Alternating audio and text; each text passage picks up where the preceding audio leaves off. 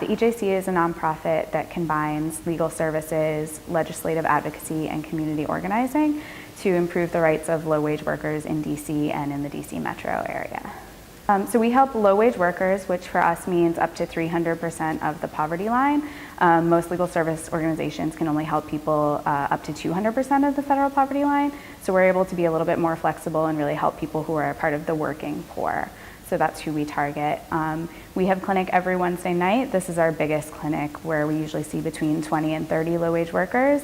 And then we also have 3 clinics a month in Southeast DC. Each of one of those has about 9 to 12 workers. So a big percentage of the population we serve is immigrant population. People come in with any type of employment-related legal issues.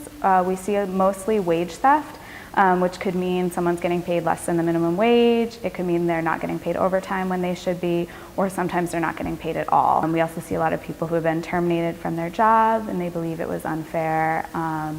Discrimination cases, workers' compensations, people who've been injured on the job. I will meet with the clients of the center and talk with them, get their background, find out what's going on, and then convey that information to the employment attorneys here. Many will come in expecting these grand outcomes, like they're going to state their facts as they know them, and they're going to get $1 million. This is a very litigious society, that we live in. And so oftentimes, they find out that it doesn't work that way, and they may not have learned it from anybody else, but for coming here and getting it very plainly. Almost like, the way your friend is really into someone and you're just like, hey, it's just not gonna happen for you. Like, they've got zero interest in you. It can happen that way here too. Like many people who are expecting that their employers are going to pay them for work that they feel that they've done and weren't compensated for, not knowing that that's not a remedy that's available to them.